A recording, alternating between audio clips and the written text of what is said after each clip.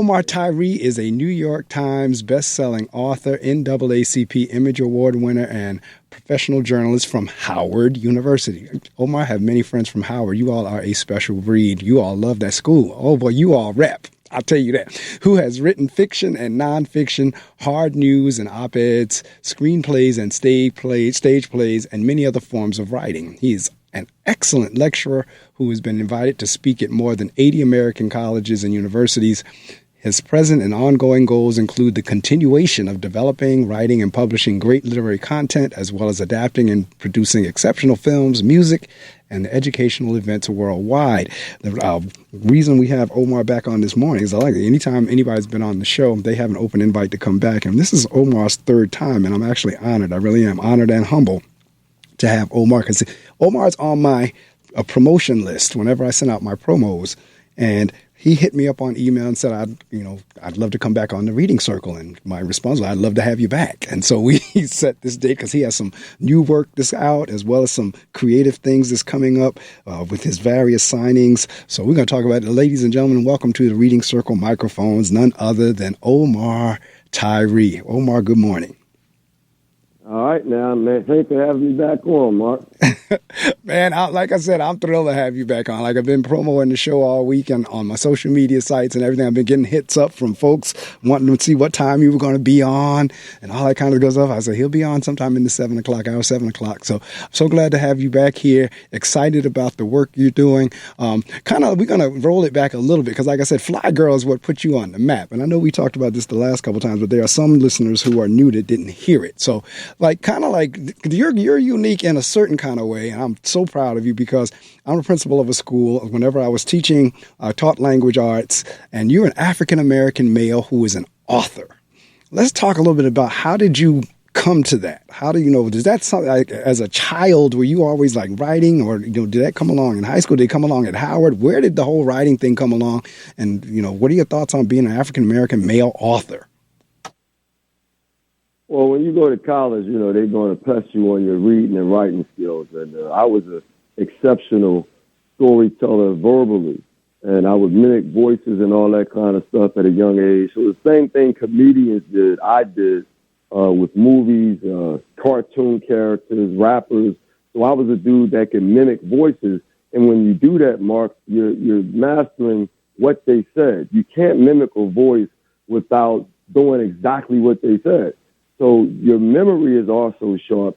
And then I grew up, I was the oldest grandson on both sides of my family. My mother was the oldest of 8. My father was the oldest of 4. And I'm the first guy out. And so I had aunts and uncles that I grew up with that, were doing grown things. And I'm a kid. And I grew up in what they call the extended family, not the nuclear, because my mom didn't marry my father. And she went to work and would drop the kid off with the aunts and uncles. And so I grew up with, teenagers. I'm a kid. I'm growing up with teenagers that are doing things that you wouldn't typically see, you wouldn't typically be around if it's just mom and dad. And so, coming up in the 70s, that was like the baby boom era. I'm not from the baby boom era, but I came up with them because they were raising me. And so the stories were always there. In Philadelphia, it's the city I grew up in. It was packed, man, in the 70s. Philadelphia has a maze-like, breakdown in how the city is built with what we call row houses, where we got like 80 houses on a block in Philadelphia. And then in the baby boom era, each house had like 7 to 10 to 13 people. So in Philadelphia, man, it's like 800 people, 500 to 800 people on a block. And in the 70s, everybody came outside. Everybody was doing something. We didn't have cell phones to entertain yourself with inside your house. We're outside at the playground. We're outside on the steps. We're outside in the street. We're outside in the schoolyard. And there's always stories, always people talking. And so I was always mimicking things and telling stories. So for the people listening, think about comedians telling stories, doing voices, breaking down exactly how a person speaks. I did the same thing, but it wasn't about comedy for me. It was about mocking, certain movie scenes, certain things that other people said, rappers, the whole nine. And so when I got to college and they asked about your reading and writing skills, they would test you. And so you had to read something, then you had to write something. And once they did that, they were like, yo, this dude is exceptional at explaining detailed situations, because that's what I had been doing, my whole life, like for 10, 15 years. But I wasn't writing it. It was verbal. Just like comedians, you're not writing it down. You're speaking it into a microphone. I didn't have a microphone. I was just talking to my friends, but I was very confident and adequate at breaking down stories. And so once I got to that college level and understood that it was exceptional, I already knew that, but no one asked me to write the stuff. Right. And once it got to that level and you started writing and they're grading you on it, now I'm getting straight A's in English, which I never did in high school because they didn't give you that opportunity to write about your own stories in high school. They wasn't testing you in high school on what you could do. You had to do, a report on Shakespeare or something that you didn't want to read anyway. And so now you don't have those. It's not your story. When you went to college, they were saying like, let me see what you can do so I can, basically evaluate it. And when they gave me the reign to write about whatever I wanted to see what I could do, that's when it took off. And then I was challenged. I had a college student named Michael Quigley, and he challenged me in his sophomore year. We were at an event where it was all the African-American students at the University of Pittsburgh. So I was a sophomore then, and we were at an event with sophomores and freshmen. And I was talking about, my skills as a storyteller. And Michael Quigley stood up and said, well, you're so much of a good storyteller, you should write a book or something. And everybody laughed. You know how they clown each other. But I'm from Philadelphia, West Philadelphia. So I didn't back down. I said, all right, I'm gonna start writing books. I'm 19 years old when I said that, but I was serious. And so I started writing books at 19 years old, and I kept doing it. And then when I got out of school, I transferred to Howard, from Pitt to Howard, because I wanted that, Howard University experience down there in Stockton City, Washington, D.C. And so when I got to Howard, I transferred, or changed my major from pharmacy, which my mother did, because I really wanted to play football. And then once I stopped thinking about, the sports thing, I said, all right, let me do this writing thing. So I started writing, my first book at 19 and turned 20, 1989. And I kept writing ever since. Well, man, I saw your video. Matter of fact, I posted that video as one of the promos of how you came up with Fly Girl, that whenever you actually wrote Fly Girl, you really weren't thinking in terms of it was going to attract so many female readers. Well, I wasn't thinking about female readers, Mark, to be honest with you. We all chased Fly Girls in the 1980s in Philadelphia. So when I wrote it, I was thinking like guys would relate because that's the people we chase. Like, yeah, I had this one. That's right. So I didn't know guys didn't read fiction like that. You know what I mean? Because I hadn't put it out yet. Once I put my books out and started selling, then I understood guys would come to the table and talk to me about what I'm writing, shake my hand and say good luck. Women were the ones that were buying. So I didn't really understand that until I started putting books out. Now, 30 years later, guys will still come up to me and say, oh, I don't read that many books. My wife does your work. Can you sign a book for my wife? And I'm like, well, what do you read? And guys typically only read books based on their career, based on motivation, business, or a guy that they admire. So, of course, you were talking about the Marion Barry book, in our history, and I ended up, doing his autobiography, which I can do to the cows come home, anybody's book. But, yeah, that's the book that men typically read, nonfiction, because they don't have the time, as they say, to read fiction until they go to jail. Now, when brothers go to jail, 70% of my response from brothers comes from jail. So it's sad, but we don't read fiction like that. But I'm a storyteller, so I read everything because I'm studying how other people develop their stories to get sharper. And so I read everything.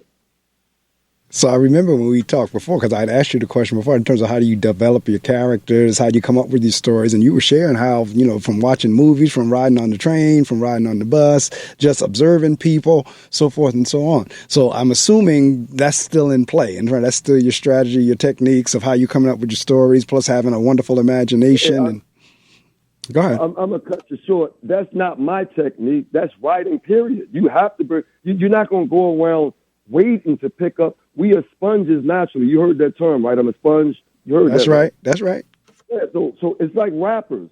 Rappers are not going to go out and now start studying. It's already in them. You're already that way. I was already an introvert. If people listening, and I talked about growing up with aunts and uncles in the 70s, you're watching everything. You're listening to everything. And since I was younger than them, they're always feeding you information. And then I was the first one.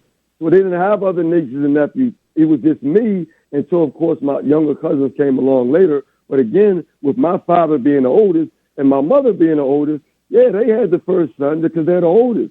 And so, yeah, I grew up with that. But it's not like, okay, now I'm going to go out and study unless I'm writing something that I wasn't thinking about. Like I said, I got to write a Jamaican story, and I don't know Jamaica. And I go down there now I'm going to do what you're saying and study it. But lots of the stuff, you already know a lot of the information, period. Writers are already locked with a lot of information because we're already studying, we're already watching, we're already taking it in because we're sponges. So it ain't like one day I'm waking up like, you know what, today I'm going to study this. No, unless it's a topic that you don't know anything about. But most of the time, you already know a lot of information. So it's like what they call it, you're just regurgitating what you already know and building your story based on what you want to say in that story. But it's not like you're waiting at the last minute and then all of a sudden, let me go study this. No, you already know a lot of that. But then if you want to add extra stuff, then you ask questions, you interview people, but it's already in you. If you're a storyteller, you don't, today I'm going to write a story. No, it don't work that way. You're already telling stories in some capacity, and then you keep doing it. So it's just about what topic do I want to tell the story about this time. So how do you, in terms of your like fiction and nonfiction, because you have an opportunity you've written both. I mean, like I said, the Marion Barry book, and then you have Fly Girl, and you have Dirty Old Men, Pecking Order, so forth and so on. How is it? Is there a shift for you when you were doing one versus the other? Because most people lock into one or the other. Very few people I know do both. Well, I'm a journalist. I have a degree in journalism because, you don't have no thing called, fiction writing. Now, they do have people that study English, and they go into the English department, and then they write what they call more, what they call them kind of books, factual fiction, historical fiction, Toni Morrison, Alice Walker. A lot of times with black people, we were writing about slavery. We weren't writing contemporary work. And then Terry McMillan came, and Terry McMillan opened up the contemporary work in the 90s. She really came out in the late 80s with Mama and Disappearing Acts. But by the time the early 90s happened, she had a big name, and so she opened up the floodgates for contemporary fiction. But the difference is, of course, nonfiction is supposed to be based on the facts, the truth. So you really have to research the facts and the truth and make sure you're on point with it. You do a whole lot of referencing. And if I write your book, hopefully what you tell me is the truth. But the reality is, think about this. When I did Marion Barry's book, he was 74 years old, I think. I remember when we started, and he had to refresh his memory a lot. And so he had us interviewing other people who knew him. And he said, Omar's doing my book. Could you tell him when you first met me, come back to the stories? I don't remember everything. And so we interviewed like 9 other people, or probably more than that, about his life to jar his memory on what he didn't remember anymore in his 70s, because it's supposed to be factual in everything you said, everything you did. You really think a person can remember, you know what I mean? You're 70-something years old. Right. And so that's nonfiction. But this is what I tell people that's listening. Nonfiction is what you remember and what you want to tell. Because Marion Barry and I, we went to battle over stuff that he didn't want to say in his book, because he kept saying, I still got to live, Omar. I can't put that in the book. You can't, Omar, take that. You can't put that in the book. And so the reality is, people only write what they can stomach if it's supposed to be true. So if a guy, got a whole lot of crazy stuff he did, he don't want to put in his book, he's not going to put it in the book. So the reality is, as much as people on an interview or people on listening right now think that nonfiction is the truth, no. It's as much as I can handle and deal with to put out there. Because we know that with white America writing about American history, how much of the truth did they change and take out when it came to black America? That's right. How many things so, when you hear that word nonfiction and fiction, actually, watch this. Fiction, Roots from Alex Haley was classified as fiction. Even though he did extensive research, correct, he said, well, You created the conversation because you wasn't there. He wasn't there with his ancestors in Africa coming over.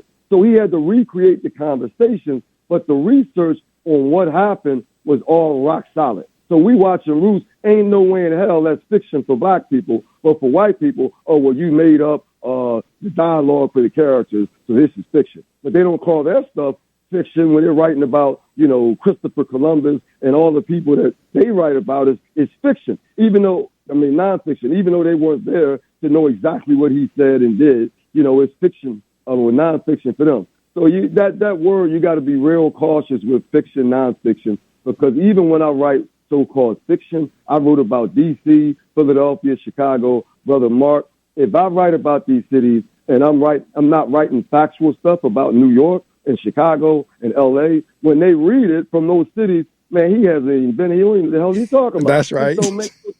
So if you writing any book that don't make factual sense, it's not going to work, brother. So it's all what I call fiction based on the facts, because it ain't based on the facts. The people that's reading it that know the facts are going to say, you don't know what the hell you're talking about. Why am I reading this book? So everything is based on the real knowledge of humans, the real way that humans, associate, and the real things that humans do.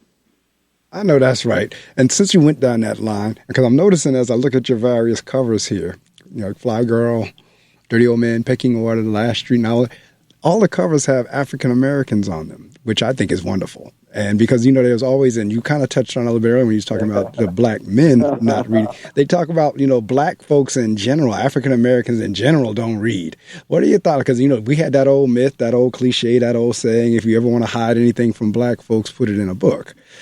I don't necessarily think that's factual or true either. I think it falls into a myth, a stereotype. However, I think everybody in the world can read more, because the average person don't read that many books per year. But at the same time, I'm noticing all your novels do have the African American, and I love it. Talk to me about that. Yeah. Okay, the last part of the question. That's the last part again. I'm listening to you talk, and the question came in quick. Last question. You asked me that again? Yeah, it was the whole notion of black people don't read. And yet okay, I'm seeing... I got that. I heard all that. Then you asked the question. Oh, I asked you about your covers, about the covers have all African-American characters on there. When you first said that, that's when you started, and I started chuckling. I'm writing about black people, Mark. I'm going to put that's right. On the cover. You know what I mean? Do they have us on their covers when they writing about them? So when you say that, I'm like, well, who else you going to put on the cover? Right. You know what I mean? Like, so when you ask me that question, I'm like, well, who was it? But it's funny that you bring that up.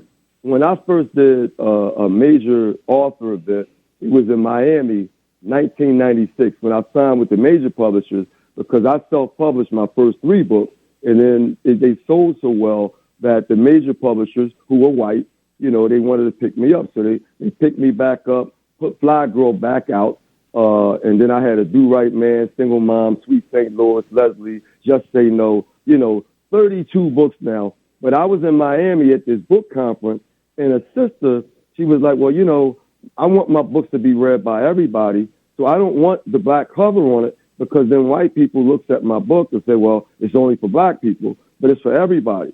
And I was listening to her, and I'm sitting there thinking, okay, I know black people. So if you got a white person on the cover and they don't know about that book, like somebody didn't tell them something about it, or they didn't read about it already, they might think it's a white book and they don't read it. So I'm like, yo, dude, I want black people on my book because I want them to know that it's about them. This book is about you. So if you have a book in a bookshelf and it had white people on it and you don't know about the book, you might think it's a white people book. So I'm like, nah, dude, I want black people. And so I disagreed with her for my books. Like, well, you can put whoever you want on your book covers, but I want black people on the book covers so they know that the book is about them. Because it don't make sense for me, you reading a book about West Philly and it got white people on it. And West Philly, when of course, that famous line from, what's that, the show that Will Smith was doing. What's the name of the daggone show for Will Smith? Fresh Prince of Bel-Air. Yeah, so when he started that whole West Philadelphia, born and raised, I'm from West Philadelphia. I know it's now 90% black. It used to be like 70% black, So when he said that, Other people that not from Philadelphia didn't know what he was saying. What he's saying is, I'm from the blackest community of Philadelphia. And I came up, and then he talked about being at the playground fighting and all that. Philadelphia is a warrior city, brother. We all grow up fighting. My block on 38th and Aspen in West Philadelphia, we fought every day. You watching a fight every day in the street. So when he came up with that, but again, he's saying, I'm from the blackest community. So why would I put white people on the cover? You know what I mean? So, yeah, when you said that, I started chuckling immediately. And then I lost track of the question at the end of it. That's all right, because first off, it's this whole notion of us not being represented. I mean, folks will go to things that represent them. So I agree with you 100%. If I'm writing a book about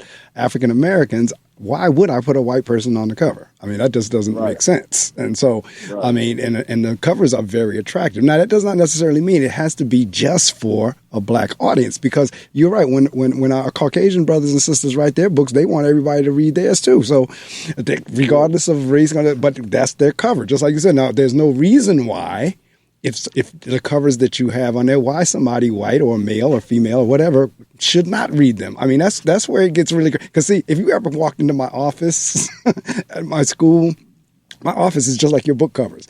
It's like, and I'm unapologetic with that. It's like, well, I'm putting things around me that represent me. I'm not going to. Now watch this.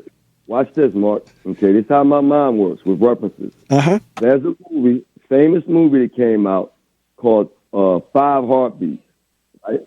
And in Five Heartbeats, which Robert Townsend wrote the movie, they had a scene in there where the brothers were upset that they put white people on their album cover. And they were saying, look, we want to cross over, so we'll cross over. We got to put white people on it. But this is our album. But Five Heartbeats, of course, all black men. They don't put us on their album covers. This came from the movie Five Heartbeats. That's right. That's how my mind works. If you're writing a book, you have to have references from everywhere. So your mind has to work that way. So as you're talking about this white people, black people cover design, immediately my mind flashed back to the Five Heartbeats, because the dude was upset. And he's like, why we got white people on our damn album cover? They ain't putting us. But that's in the movie. So if you're a writer, you have to be able to grab stuff from everything. That's what I told you. I'm a sponge. I do that all the time. I was on an interview. Well, actually, I wasn't on an interview. I was talking to a sister. She's 36. I'm 56. April, that my birthday is April the 15th. I'm 55 now. Brother Mark, we have a conversation.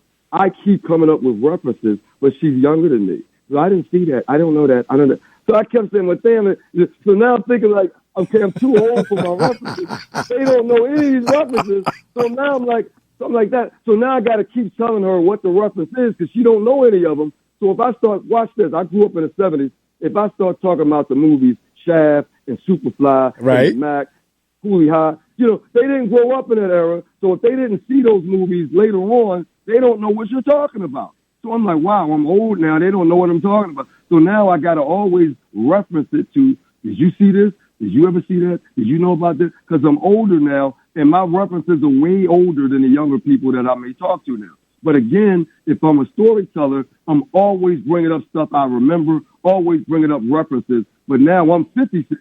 If I'm talking to a 36-year-old, that means I got 20 years of information that they have never been around. That's correct. Unless the historical person that researched that information. So, yeah, that's what happens. But that's why, again, I was a younger person growing up with older people, that they're feeding me older information. So now I'm older, I can always feed the community information that they weren't around if they're younger than 50. All right, listening audience, I hope you've been with me since 6, but I definitely hope you've been with me since 7, because my guest this morning is the world-renowned Omar Tyree. You cannot go into a department store or a bookstore and not find an Omar Tyree book somewhere on that shelf. And so I am thrilled that he's joining me this morning, because in about 5 or 10, maybe 15 minutes or before the 8 o'clock hour is out, we're going to shift gears into some work that he's heading into, or he's doing now, because I saw you about the whole thing in Greensboro that's coming up in Greensboro, North Carolina. So we're going to talk about that. But again, in terms of being, I mean, not like you said you're older, but when you were younger, in terms of like, I'm an African-American male writer. Did you ever catch any flack or any kind of like, folks doubting you or like, why are you doing that? Black men don't do that. Black men don't write this, that, and the other. Did you ever, like, black men aren't authors? Did you ever get hit with that? Okay, that make me laugh again. If people are listening, and I just said I grew up in West Philadelphia. If you think about Will Smith with that whole West Philadelphia, I got in one little fight, my mama got scared. Now, that's him making fun of the rap song, okay? Your mama lives in West Philly. She ain't going to get scared. She going to tell you to go back out there and fight. That's how we came up with that. If you ain't moving, she can't have you being scared of their own neighbors. You know what I mean? So he's making it a joke. But he knows he had to fight. Will Smith had. I'm gonna tell you right now, if we do a new interview, I'm gonna say, "Well, you ain't get." Yeah, he's making a joke because he's making it a joke for the people that's gonna watch the show because it's the comedy. But trust me, Will Smith didn't move out of West Philadelphia. He had to fight like everybody else had to fight. So I hear what you're saying, but now if people listen, you think you're gonna make jokes about a person that's gonna punch you in the mouth? So I'm not that. And so I got all the women. When I say Philadelphia is a warrior city, I mean it. And ain't nothing in my voice that tells you that I'm going to allow you to make fun of me. And I'm not a nerd. I've been smart my whole life, but I'm aggressively smart. That's the difference. Will Smith is smart, aggressively smart. That's because we had to be aggressive because you got to fight every day in West Philadelphia. Ain't nobody taking my lunch money in poverty because I ain't getting no more lunch money. So we going to fight. You know, so I'm letting people know how that mentality is built in Philadelphia. So if you go back to your question, did any guys I don't have that personality, brother. When I walk in the room, I walk with swagger. When I speak with authority, and they get that like, whoa. So ain't no teasing, none of that. But they're curious because they didn't do that. How did you start? But now you'd heard the interview. Well, he was always telling stories. So then if you ask Kevin Hart, how'd you become my father was always making funny jokes, so I picked up on it. So Kevin Hart would say, yeah, I'm listening. And then I started doing my own. Eddie Murphy, I'm listening. Then I started doing my own. Richard Pryor, I'm watching and listening. Then I started doing my own. So it's the same thing. Again, I got to go to comedians because we're very used to comedians in our community. If they wrote it down, brother, Dick Gregory, if he writes it down, you become a writer. And so it's the only difference is that you speak. Rappers, Ice Cube.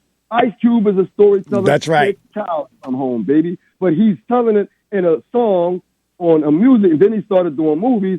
He didn't write it down. If he wrote it down, he's a writer. So it's not that weird. We just got to write it down. But we already are storytellers in music, storytellers in comedy. But all we got to do is all the people listening to me, put it in a book. Now you're a writer. That's the only difference with me and them. So I don't get ostracized and beat up and all that. They know my personality. If you listen to the radio now, yeah, he don't sound like a man that I'm going to walk up and call him. So, no, I don't. I got to tell people that all the time. I'm not the nerd. I'm not the chump. In fact, my stepfather used to tell me, you can't use the word punk now because it got so many words that you can't use now because people are sensitive. Right. But I didn't grow up in those sensitive times. So whenever something happened that my stepfather didn't like, I ain't raising no punks. You go back out there. But again, that's coming from your father. So sometimes you going to have things that you back down from as a younger man, and your father like going back out there and handle your business. So but no, see, brother. I'm not. This is what I like about what you said, because even with all that, you still had the academics. Like you said, I've always been smart. It's not like, I've always been smart. So that's not an issue because what's his name? It's an actor. Latrice, I have to remember his name, but I forget his name. But anyway, he has a quote that's saying, black kids, it's okay to be cool.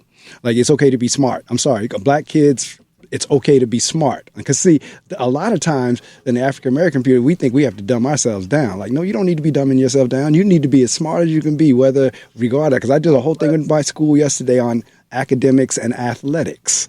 Like, right. You can be a smart athlete. You need to be a smart. Matter of fact, you don't really have a choice but to be a smart athlete. But it's this whole notion. This is why I keep going with the questioning with you is like, you're African-American man because we're bucking the stereotypes. We're bucking the myths. Because listening audience, if you go to Google and you put in Omar's name, there's a section that says people also search for. Omar's in the group with Eric Jerome Dickey, Sister Soldier, Terry McMillan, Elin Harris, and more. These are the type of names that come up whenever you put in Omar's name. This is the crowd he's in. So, right. and like he just said, you can be... Yeah, you brought something up again, man. Like, we both like to talk. So when you talk, and I'm fast. So whenever people say stuff, I want to jump on that right now, because you started talking about. Here's what you started. You said, did I get ostracized for being a storyteller? Correct. But I did. But now you're talking about intelligence. Now I want to come back on that. For intelligence, you're absolutely right. If you're smart, immediately. Black, you think you one of them. You think you know everything. Yeah, they beat you up for being smart. So that's why I say I'm aggressively smart, because I'm going to back you down from that talk. And we do. We cower let me dumb it down. Let me not say something. But that's on intelligence. You first asked about storytelling. We accept storytelling. So I gave you again, when black people listen to a rapper, when they listen to a comedian, when they listen to a person telling a story, they don't ostracize that, because we are storytellers. That's right. That's griot.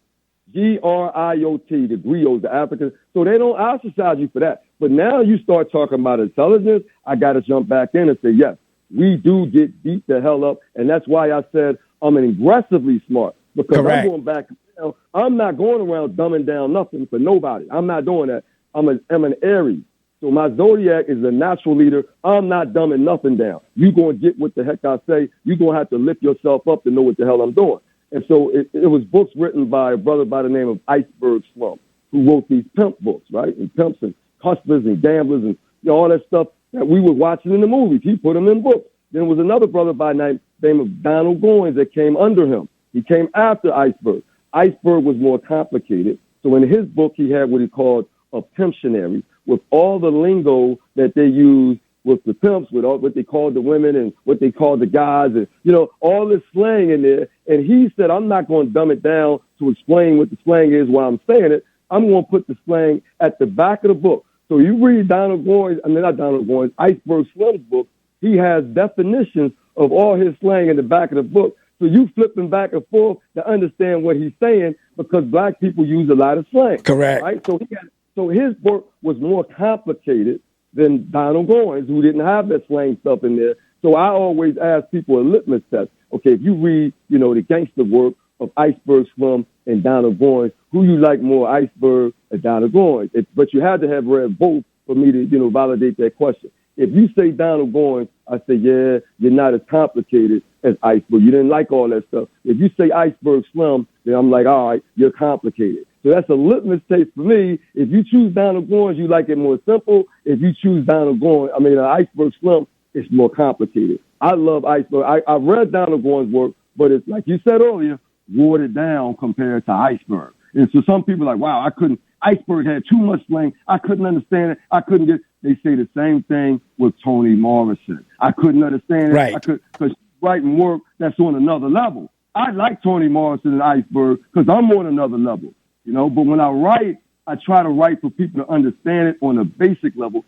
So I don't really dumb it down, but I write about regular people instead of writing about extra complicated. But if I have a complicated person, I have to explain it in a way where you understand it anyway, because I want you to understand more complicated things. I'm not writing for 60-year-olds. I want to write for 60-year-olds. So, yeah, you're going to have to upgrade what you're doing. So I had to change the conversation slightly, because you asked initially about storytelling. But if you ask about intelligence, you're absolutely right. Black people beat each other up for being smart. And that's why I had to say, which you can hear my tone on this interview, I'm aggressively smart. And so now when I started writing fiction, you brought up Elin Harris. He was writing about, extracurricular sexuality. So I had to actually tell people I'm a straight black man. I like women, because it got to that point where they were asking me if I went both ways, if I'm in the closet, and, no disrespect to men who are, I'm not homophobic, but I had to straighten people out and say, no, just because I'm a smart man that tells stories in books does not make me gay. You know what I mean? Like, I'm not that dude. You know what I mean? So I had to correct them on that, but it was on intelligence and then storytelling that people knew contemporary. But you had black authors, Richard Wright, Donald Goines, that's right, Iceberg, Chester Himes, who were not gay men. But now when you're thinking about that's feminine, now you're thinking I'm a gay. I'm like, nay, brother, I'm not gay just because I write stories and books. No. So, yeah, I had to go ahead and come back and give you more information on that. But if you change it from storytelling to intelligence, black people always beat each other up for intelligence. You're absolutely right. Omar, you're absolutely right. And you're right. I'm glad you came back and clarified the difference between the two, because historically, yes, that's always been in African American history. Just like you said, the griots. Oh yes, storytelling. As a matter of fact, storytelling is the best way to get anything across that you're trying to teach. Right. And I am glad you went there, and you're absolutely right, because I'm doing a dissertation on African American students who do well on standardized tests, because they're always talking about the black-white gap, so forth and so on, between the difference between how the white kids score on standardized tests versus how the black kids score on standardized. So I'm actually doing research on, okay, what is it that's driving the black kid who does well on there? What are the factors that's going into that? And one of the things is, the reason I'm sharing this is, one of the things is because exactly what we were just talking about, where we ostracize each other for being smart. Yeah. We get told, like, you'll get told to wait. I mean, now I get your tone and everything, but still, you speak well. I'll get told you speak white. And I just never understood that. I just never understood that commentary. It's like, what are you saying? Yeah, because we got a lot of slang. We right. got a lot of broken. A lot of us didn't get an opportunity to go to school. And so now you had to normalize how you speak. And so now what black people do, we identify with the broken English, with the slang. That's how we speak. So we grab it and hold it hard to our heart, because you have to have confidence in who you are and what you do. Just because I don't speak well and I got a lot of slang, I can't allow myself to be pushed around and bullied and think, no. So now you're going to say, okay, I'm going to use so if you think about rap music, the slang is pushed extra hard in rap music. So now they're using it as a badge of honor, all the slang that we use in rap music. And then we accept that because we all use the slang. White people use slang too. Yes. Black people, we create more slang than they do. We better storytellers than they are. So again, we accept certain things and reject other things. And so, yeah, intelligence, where you sound a certain way, which they'll say, he sounds white. Now, nobody ever said that about me, ever, because I still have, I'm going to tell you why. When people listen, you can hear the power in my voice. Correct. You can hear the bass in my voice. And so you're never going to say, oh, he sounds white, but I can use all the same words that a white person uses, but you're going to hear more power on it. You're going to hear more bass on it, and you're going to hear more, black cool on it, because I'm going to put that on there. So now, if I bring up the Black Panthers, if I bring up the Nation of Islam, if I bring up black poets, we got a certain cool that we put on our stuff. We're intellectual, but we want to make it cool for black people, because that's how black people are. It got to be cool. And so when I speak, I'm going to make it cool. You know what I mean? When I tell a story, I'm going to make it cool, because I'm from the black community, grew up in West Philly, and when my uncles and aunts or whoever is telling a story, they're going to make it cool. So I know how to be cool, COOL, and we will never stop using that term. So, yeah, I do identify with what you're saying. I'm not going to sound like a white person. I'm going to sound black and cool, but I'm going to use all the proper words, and I'm going to use all the proper explanations. So I don't get called a nerd. That ain't going to happen, but I'm going to be a cool storyteller. So, yeah, we can break it down on a lot of levels, and this is a good interview, brother. But I'm one of them old head dudes that's breaking it on down. And so, yeah, I'm at that level now. When you in your 50s, I'm an elder now. So I can go ahead and sit down with the council of the elders in Africa. At 20-something, I couldn't do that. That's right. You know what I mean? In my teenage years, I couldn't do that. Now I'm old enough to do that. But I got a resume that allows me to do that now. And that's why I was so glad that whenever you shot me that email saying I'd like to come back on, man, I was thrilled. I was like, oh, yes, because, I love talking to you. I really do. I know we only get a chance to talk whenever, we're on the interview, but I love your rap. I love your conversation. I love what you're saying. You got a lot of interviews. You doing it, brother. So, you said I had to get on the schedule. But I was like, hey, man, this is going to be a great, because you a great dude, too. You ask great questions. You know what I mean? You know how to keep it flowing. And I don't like dead air time. I know that's right. If you stuck with your stuff, I'm going to keep talking. You know what I mean? So I got to learn how to go back and forth. I don't have to do that with you. But you say so many things in your dialogue that I want to jump on. You know what I mean? And it's like if you say 20 things that I want to jump on, I ain't get a chance to say it yet. Now I got to memorize everything you said. So it's like, well, Mark makes me work because he's saying stuff that I want to jump on while he's talking. Because you talked about Greensboro, so we're going to come to that because I got to take advantage. Because that's where matter of fact, we're at that point now. What's your upcoming work? Because, a matter of fact, what's the latest book? And then talk about what you're going to be doing in Greensboro. Right. Well, my latest book is Control.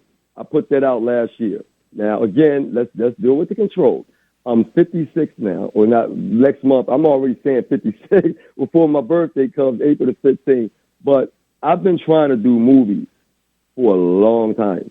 And the movie thing is different because you have to get the money to pay everybody that's acting, the camera people, the editing, the lights, the sound. It's just so complicated. So now that money, when I'm writing ideas that are complicated, Marion Barry's autobiography, I get called every year.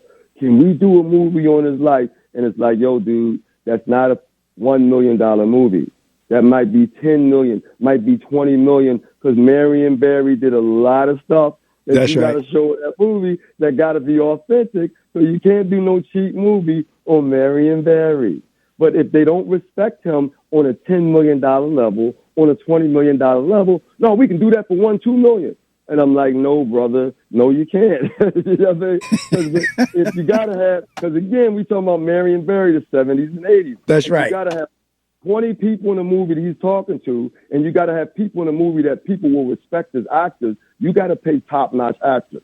They're going to want their paper, dude. They're not going to do it for free. They're not going to do it on the back end. You know what I mean? So you got to negotiate all that stuff. So it's easy to pay them to try to get them to do it on the back end and talk everybody into getting money later on. No, they're not going to do that. Denzel's going to be like, no, Dirty, I'm Denzel Washington. You know what you got to pay me on the front end. That's and right. I'm going to get money on the back end. You know what I'm talking about? So, yeah, so it's very complicated when you start doing that, when you get to that next level. But, yeah, for me now, that's been the hardest part, transferring the stories to the audio visual, where brothers will watch. They will watch, but they don't want to read. You know what I mean? That's right.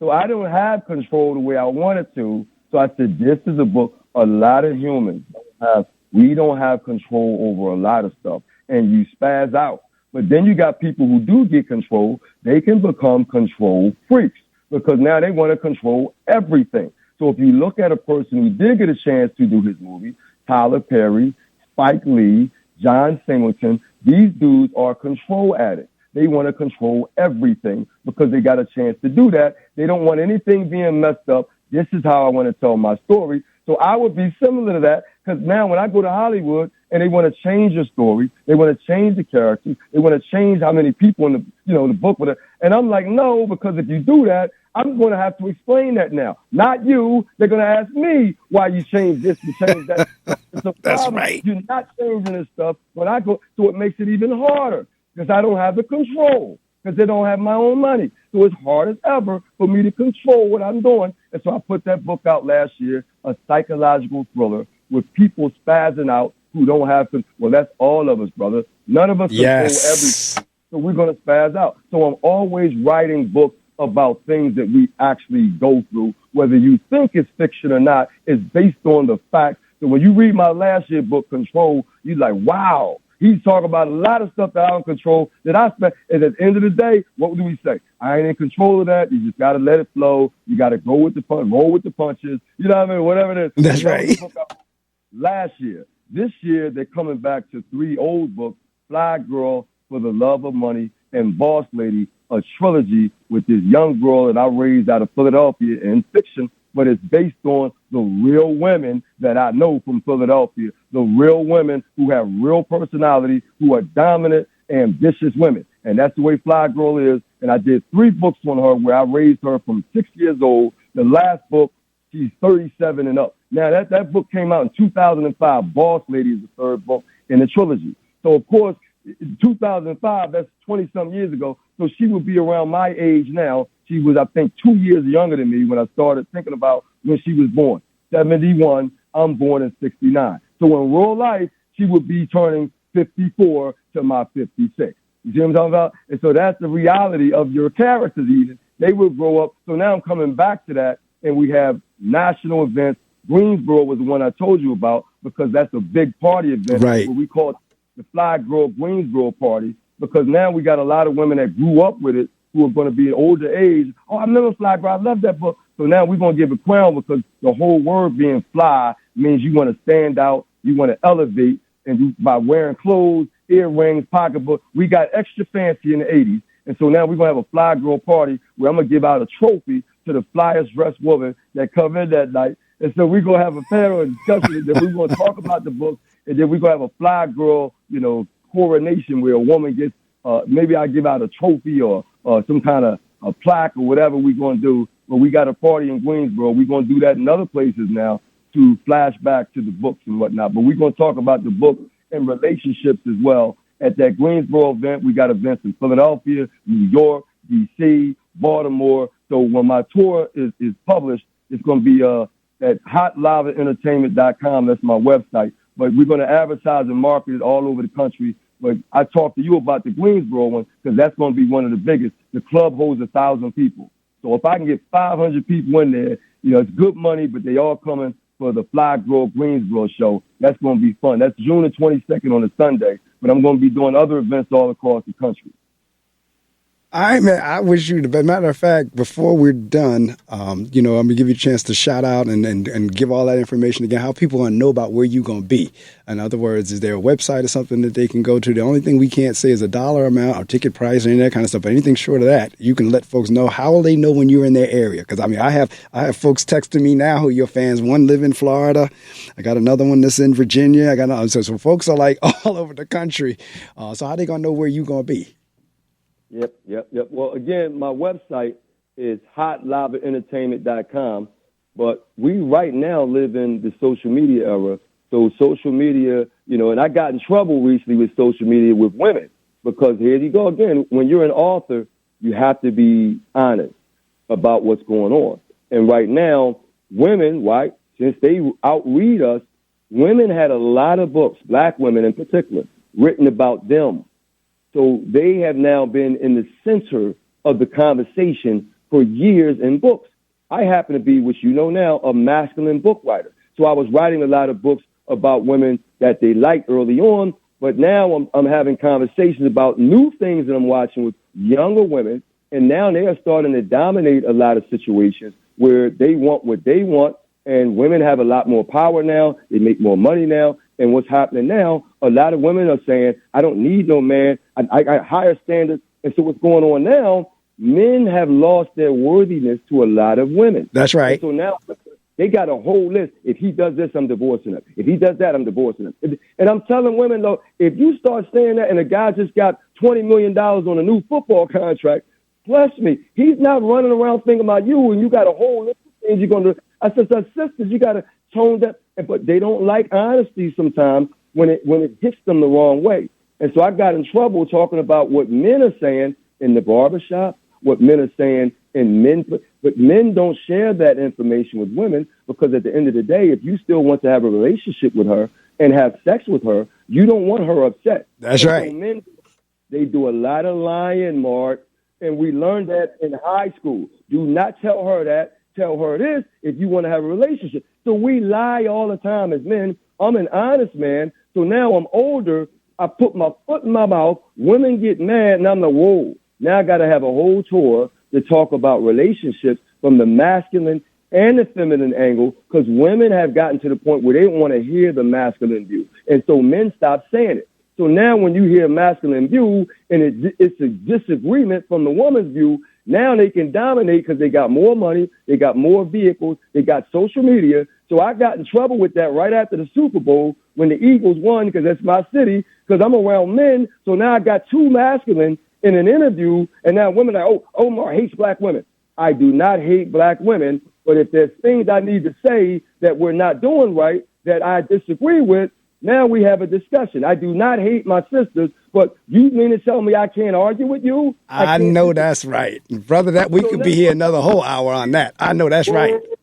Brother, we got an issue. So now we have to have that conversation because I'm a Philadelphian man who's not going to back down. Let's talk about it. So I got a whole tour now where I talk about the elevation and evolution of the black woman because now the black woman wants to dominate me and shut me up. And I'm like, whoa, slow down, sister. We need to talk. I know that's right. And now, watch this. Watch how this works. If women are, I don't want to hear what he got to say. I don't want to hear. Wait a minute. We're journalists. Both of us have to go. Now you want to run away from my conversation because you don't like what I had to say? You hear me, Mark? No. Listen to my conversation. like I listen to yours. And so now we got a whole thing. Go ahead, Mark. No, I'm affirming and agreeing with you because what you're describing is on point. Whether women want to hear it or not, but what you're describing is on point. This whole notion of I got to hear you, but you don't have to hear me. You got feelings, but I don't have feelings. Yada yada yada. Yes, you're on point. So I got women now. I don't like what Omar did. We're going to cancel him. At first, I didn't know what it meant. Cancel? What are you talking about? Like breast cancer? Like lung cancer? But they're talking about cancel. We will cancel you because you said stuff we don't like. And I'm like, whoa. Off a conversation after all the books I wrote, all the community. Whoa. Now, that's a use of power. I'm in control now. I got 1,000 women in my book club. We're not going to read your book because we don't like what you said. And I'm like, oh, Mark, are you hitting all the... If so, we got women listening. Wait a minute. Mature people listen to each other. That's right. Logically assess, okay, I don't agree with that part, but that part there, you know what, you make sense on that. So I'm like, whoa. And again, here we go. I'm from West Philadelphia, where we had to fight every day. I'm not running away from no fight. And so I had to now build a whole tour where we going to talk about the brothers and the sisters with an honest man, because brothers lie all the time to appease the woman because he still wants to have sex with her. And if women, if you're listening, I've been a man for 50, well, actually, you call me a boy, but I've been a male for every year of my life, and I've been around uncles, cousins, and older men. Don't tell her that. She's going to get upset. Tell her this. We've been lying my whole life. But if you're trying to be an honest man with a story, if you got something you got to say that's part of that story, whether the woman likes it or not, this is the honesty of the story. And so I'm telling sisters, a lot of the stuff that brothers hear y'all say, they don't agree with. But if that brother want to go to bed with you, he ain't going to rock the boat. But he didn't agree with you. So you got to understand there's things that brothers are holding back now and not saying, but it's my job as a communicator from our community to represent the truth from both sides. So I'm not going to misrepresent the truth from a sister. When I wrote all them books about sisters, I'm writing the truth about. Right now, a whole lot of brothers are discouraged and upset at what's going on with women, and we need to come back to the table and talk. So I'm going to be in the middle of that conversation with sisters that have to open their ears up and hear the struggles that brothers are having with relationship conversations right now. Because a lot of brothers are not getting the mouthpiece to speak, and they won't speak if they think a woman going to now not give them some food, not make love to them, get pissed off at them. And so, brothers, hey, man, don't rock the boat. Keep it cool. But if you're not rocking the boat and you need to say some things that she needs to hear, you're going to have to say that. And so now I got a whole tour where I got to say what I need to say and have conversations with the sisters and hear them out as well. I'm going to pass them the mic and say what you need to say, and then I'm going to respond, okay, this is how brothers feel about that, because they're not telling the truth, because they want to still keep you on the good side, and so they don't want to rock the boat and make you upset. But the truth is the truth is the truth. So you need to hear it so we understand where we're getting separated and apart as black men and black women. No, so that's what I got to think now. The whole brother, is that like that tour? Is it just you and women only? Is it a tour for brothers and sisters or whatever, whoever? Is it a tour for anybody to come? Like when you have the session. Well, I tell you. So I tell you. Here's the deal. When you this is beautiful, beautiful. Men don't show up. At the first one, I was at an event in Chicago when I was 27. That's 30 years ago. Watch this quickly. Brothers were there, invited me to the event. This is in Chicago. That's another rough city. So brothers, before the women came, they all telling me the truth. Man, women do this I don't like. They do that I don't like. They do this I don't like. Brother Mark, I swear to God, when the women came in, all of a sudden brothers ain't telling the truth no more. Now the women are talking and the brothers are quiet, and I immediately understood what that was. If a brother's looking at a girl that he likes, he ain't going to tell her that he got problems with women, he don't like this, that. No, he ain't going to say none of that because he don't want her to look at him in that way. So he ain't going to put his, what we say, cards on the table. Now, I'm going to do you another reference. I'm going to go back to a Prince movie. They had a dude named Morris Gay that was in the movie from Prince. That's right. Morris Gay had his famous line. He was trying to take Prince's girlfriend. And he said, you know, it's rare when I put my cards on the table. That's when right. It comes to me, I'm going to make you love me. So he put all his cards on the table. That's what men say. They don't put their cards on the table because you don't want to tell a woman things that she don't want to hear. You're going to keep that to yourself. And so pimps And men who got a lot of women are always lying. They're going to tell you what you want to hear. They're not going to tell you the truth. So you go back to Prince with Morris Day. And again, my whole brain, brother, is a reference point. All these things I pull up. And he said, it's rare. That's the first thing he said. It's rare when I put my cards on the table when it comes to meeting young ladies, but I'm going to make you love me. That's absolutely right. That's Purple Rain. That was in Purple Rain. I love that movie. That's one of my top movies. And you, so if that, the reason I ask if brothers are coming too, because when you come to New York, I'm going to get your New York date. I'm going to make sure I'll be there. And I'm in New York, June 11th in Harlem. Okay. I'm going to make sure I'm there. Wednesday, and we're taping it. We're recording it because we got to record this now because it's getting out of hand. And I'm like, wait a minute, y'all going to cancel a brother that's giving y'all the truth for 30 years because now the truth is in opposition to how you feel? Because you just talking about the female side. You're not talking about what men. And then that's right. Watch this, brother. I got a husband. My husband, brother, you think I don't hang out with husbands? You think I don't know husbands at 55 years old? Right? No, that's right. For the women listening, husbands, we separate in the room. We watch the Super Bowl together. We in one room, the women in another room, right? They talking about whatever. They will watch the Super Bowl sparingly, but we watching every play, right? We yelling, screaming. The women watch the touchdowns and stuff. They ain't watch what happens, Mark. Brothers in the other room, yeah, man, you know how women are, man. You can, but you know, Omar, you grown, as just how they are. That's right. We accept it. That's so right. They all complaining, but then a woman will say, well, my husband loves this, my husband. And I say, sister, I talk to your husband.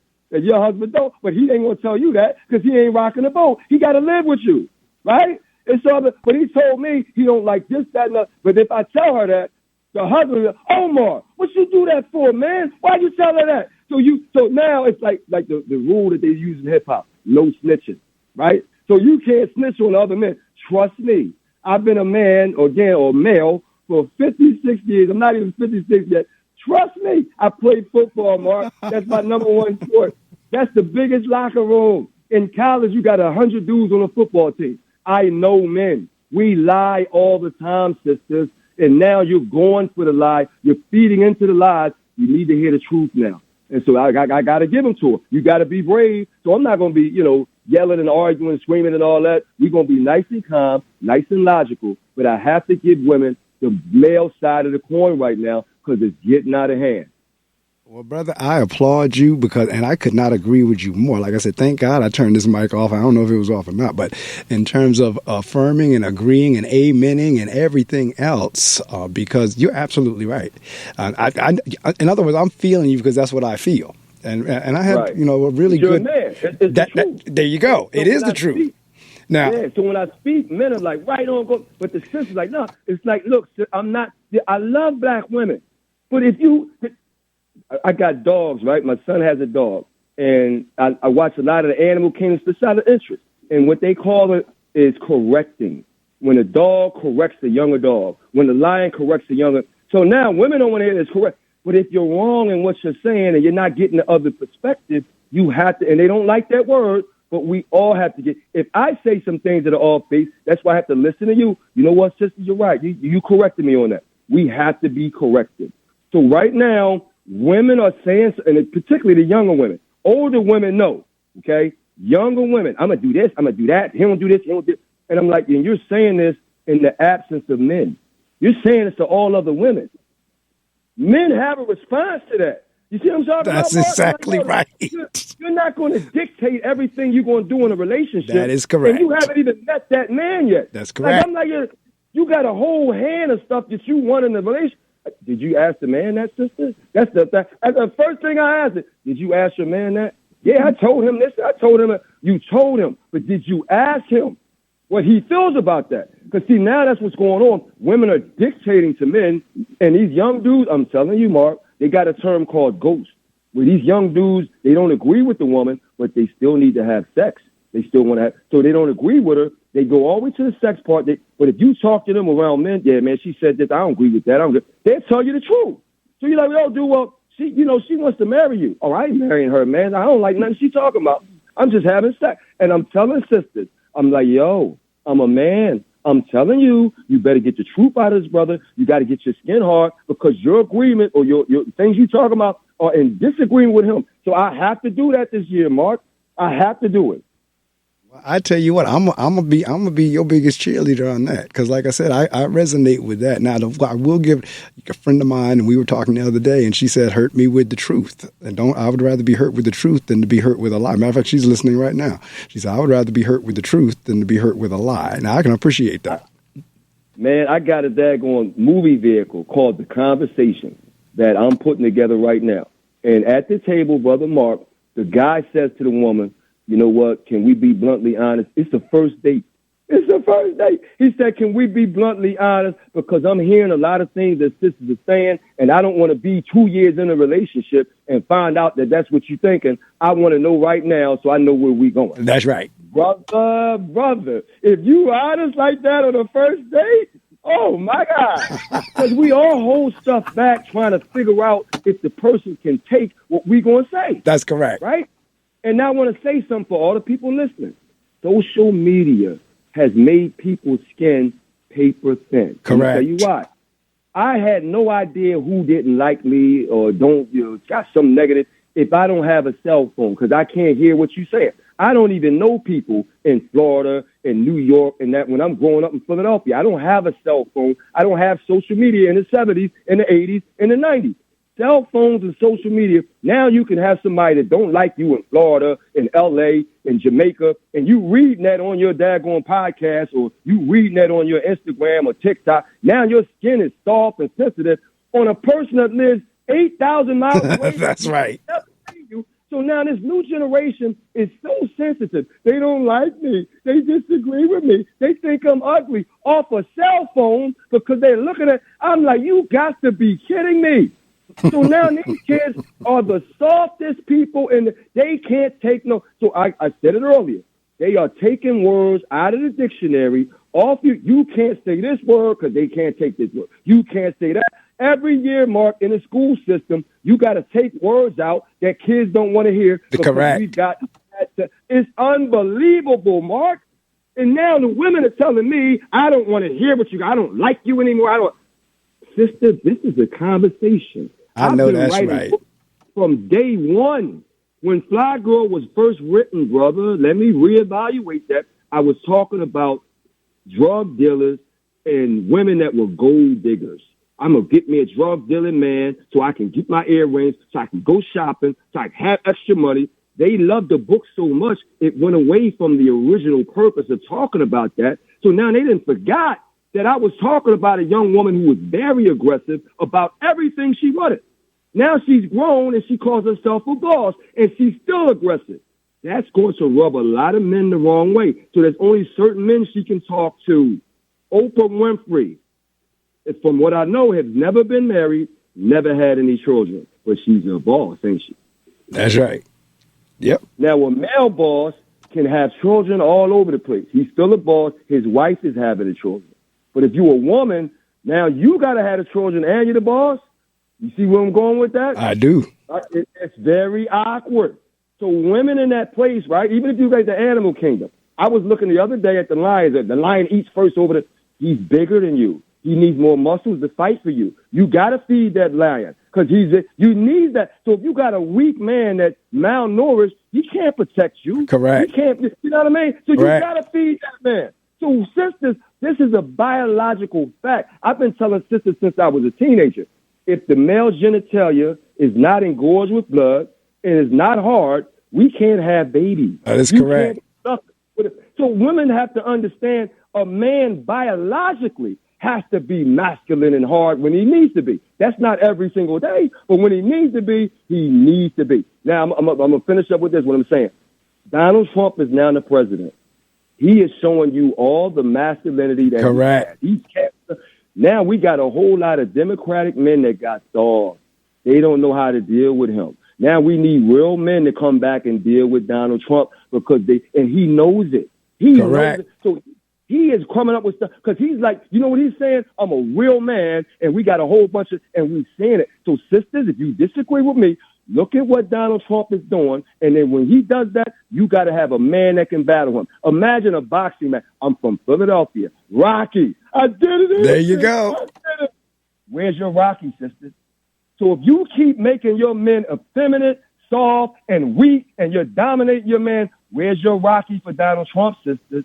You got to have an Omar Tyree, sisters. You got to have a Black Panther, sisters. You got to have a Malcolm X, sisters. You got to have a man that's going to go in there with authority, power, and courage and handle his business. I know that's right. So you need an Omar Tyree. Yes, to come back indeed. out and say. I can't think of a better way, because I don't want you to mess that up. I can't think of a better way to conclude this, because I got to have you back so we can continue this discussion.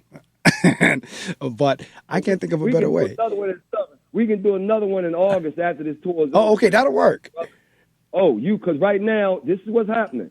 And I'm going to tell people, I got a fork in the road. God just set up a fork in the road. He said, Omar, you got the right side, people that's going to hate you, and you got the left side, people that's going to love the truth that you can't focus on that right side. You got to focus on the people that you're going to help with the truth. That's right. There's going to be people that can't take it. They're going to try to hammer you. They're going to try to stop you. But sisters have to understand that it's a man and a woman, and you can't keep dominating the men now because you got more power, because you got more money, because you got women that got 1,000 people in the book club. You have to hear the truth from the men, because we are getting way out the way now, and we are at 73% broken households now. That's correct. It may be incorrect for some people, but that's what I read. And that's a high number, sister. And there's a lot of women who are asking for divorces now. So that's right. You're going to have to sit down and say, what is going on? How can we keep our community together? But we have to have honesty. I know that's right. So, brother, thank you so much for rising with me this morning. I'm going to get the links to you, the YouTube link as well as the MP3 link, and you share that out however you want. They're yours once you get them. I am going to have you back. So if August is the time, we'll schedule an August or September date after how things are going. And then we're going to talk about all the responses we had, because this is going to be a tour. This is going to be a tour, brother. Because they are not hearing the truth right now. So it's going to, woo. I know that's right. So my sisters out there, that's right. You know what? Yes, I agree with Omar in terms of the truth. I do, because I know the experience of you got to respect my feelings, but I ain't got to respect yours. You got to listen to me, but I ain't got to listen to you. I know of what he speaks. So yeah, I can't wait to hear, the other side after the various tours are over. And we got to have a good, but man, loved it. Absolutely loved it. So glad to have you back on. I wish you nothing but the best. And I'm going to be following along and see how things are going. Matter of fact, I didn't have Control. I have Fly Girl. I have Marion's. I'm going to download Control before the day is over. Fabulous book. It's fabulous book. I'm not going to tell you what it is. Right. That's an excellent movie. Excellent movie. But it's in there, too. When a woman don't have, that's why they didn't have control. So real quickly, women are saying, I'm not my grandmother. I'm not putting up with that. Right. I'm not my mother. I'm not putting up with that. But the men are like, whoa, well, what am I going to do now? What you turning me into now? What's my new role? They don't know. So now if you're talking to men under 30, them dudes are confused as ever, brother. They don't know what their roles are now. I swear to God. They don't know. You're right. You are right. So, man, again, You have a wonderfully blessed day. I'm going to be in touch with you. I wish you nothing better than I thank you for rising early with me. I know, like I said, I've had different women as well as brothers text me. They're listening and tuning in. So I thank them for that. But again, we're going to stay in touch. Anytime you want to come back on, just hit me up with an email just like you did. And we're going to